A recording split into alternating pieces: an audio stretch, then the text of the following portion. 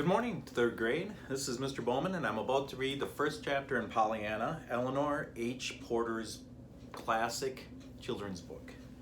Now, one of the things that I think about before I begin a book, besides that looking forward to a new book and knowing that the reason somebody offered this book to me is because they liked it as well. And so one of the first things I wonder about is how many characters are going to be in that first chapter? Are there going to be a lot of characters?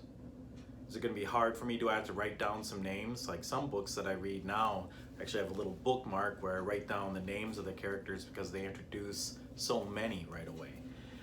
And so I wonder about that. How many characters? Am I going to like the characters?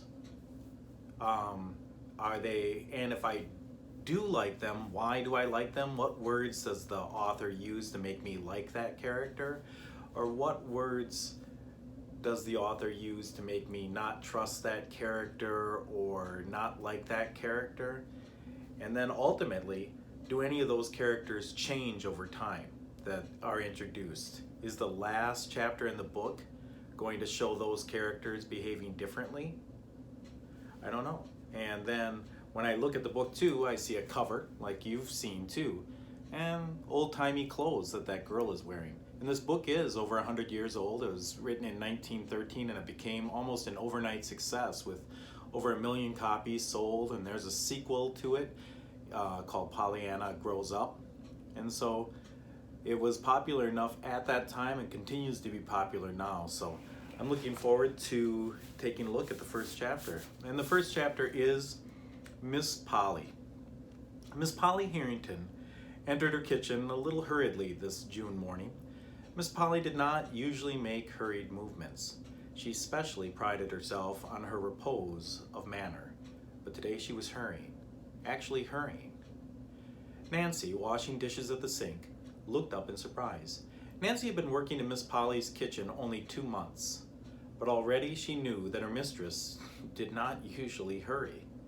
"Nancy?" "Yes, ma'am," Nancy answered cheerfully, but she still continued wiping the pitcher in her hand. "Nancy." Miss Polly's voice was very stern now.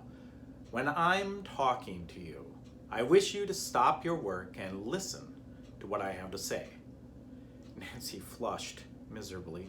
She set the pitcher down at once with the cloth still about it, thereby nearly tipping it over, which did not add to her composure. "Yes, ma'am. I will, ma'am," she stammered, righting the pitcher and turning hastily. "I was only keeping on with my work, 'cause you specially told me this morning to hurry with my dishes, you know." Her mistress frowned. "That will do, Nancy. I did not ask for explanations. I asked for your attention."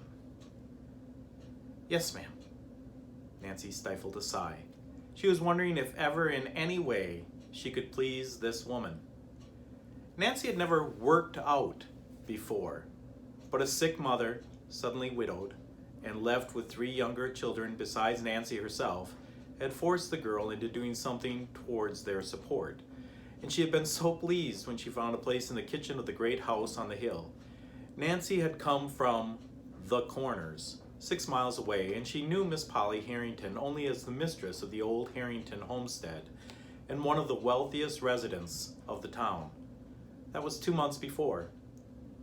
She knew Miss Polly now as a stern, severe-faced woman who frowned if a knife clattered to the floor or if a door banged, but who never thought to smile, even when knives and doors were still. "When you've finished your morning work, Nancy," Miss Polly was saying now, "you may clear the little room at the head of the stairs in the attic and make up the cot bed. Sweep the room and clean it, of course, after you clear out the trunks and boxes." "Yes, ma'am. And where shall I put the things, please, that I take out?" "In the front attic." Miss Polly hesitated, then went on. "I suppose I may as well tell you now, Nancy. My niece, Miss Pollyanna Whittier, is coming to live with me. She is 11 years old and will sleep in that room." "A little girl coming here, Miss Harrington?" Oh, won't that be nice? Cried Nancy, thinking of the sunshine her own little sisters made in the home at the Corners. Nice. Well, that isn't exactly the word I should use, rejoined Miss Polly stiffly. However, I intend to make the best of it, of course. I am a good woman, I hope, and I know my duty. Nancy colored hotly. Of course, ma'am. It was only that I thought a little girl here might brighten things up for you, she faltered. Thank you, rejoined the lady dryly. I can't say, however, that I see any immediate need for that. But, of course, you'd want her, your sister's child, ventured Nancy, vaguely feeling that somehow she must prepare a welcome for this lonely little stranger. Miss Polly lifted her chin haughtily. Well, really, Nancy, just because I happen to have a sister who was silly enough to marry and bring unnecessary children into a world that was already quite full enough, I can't see how I should particularly want to have the care of them myself. However, as I said before, I hope I know my duty. See that you clean the corners, Nancy, she finished sharply as she left the room.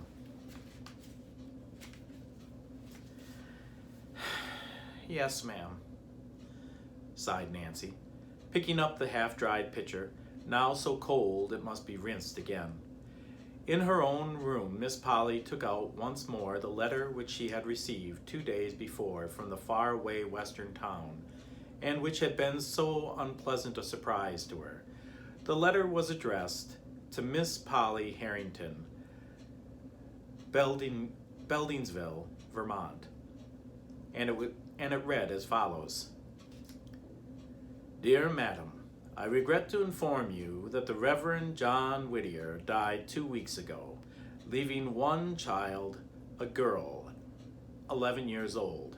He left practically nothing else save a few books, for, as you doubtless know, he was the pastor of this small mission church and had a very meager salary.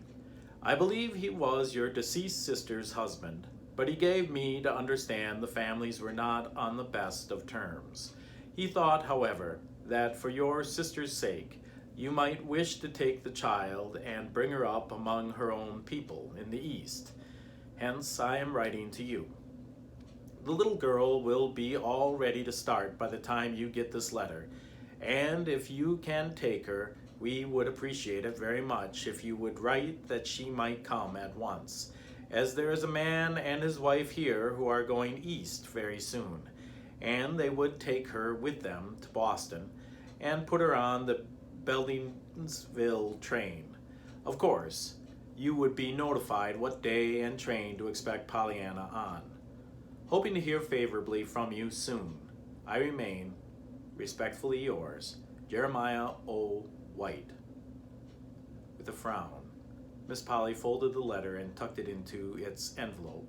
She had answered it the day before, and she had said she would take the child, of course. She hoped she knew her duty well enough for that, disagreeable as the task would be. As she sat now with the letter in her hands, her thoughts went back to her sister Jenny, who had been this child's mother, and to the time when Jenny, as a girl of 20, had insisted upon marrying the young minister, in spite of her family's remonstrances.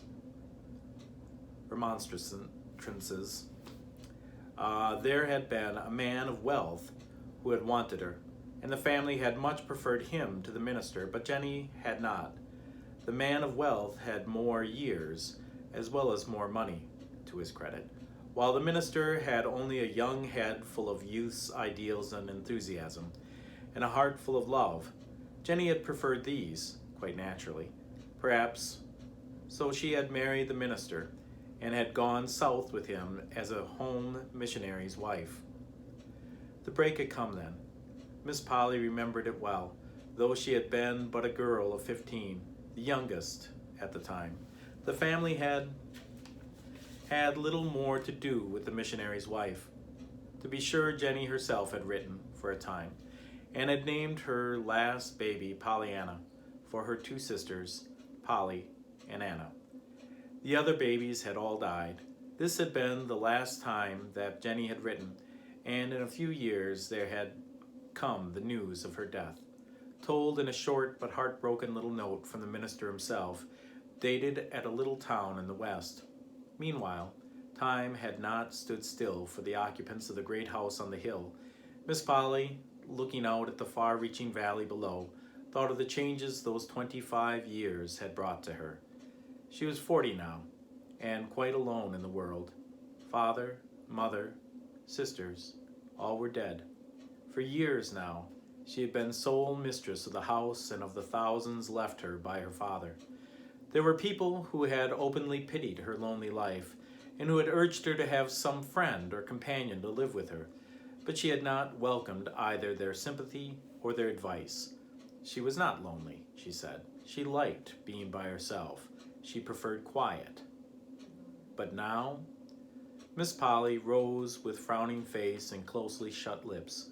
She was glad, of course, that she was a good woman, and that she had not only knew her duty, but had sufficient strength of character to perform it. But Pollyanna, what a ridiculous name. So that's the end of the first chapter. And so you've met two characters. You've met Miss Polly and you've met Nancy. And what did you think of both of those people and how the author portrayed them? And you've heard about Pollyanna. You've heard that her parents have both died and that now she is being delivered to Miss Polly. I wonder what that'll be like. And I wonder what impact Pollyanna will have on her aunt. Thank you.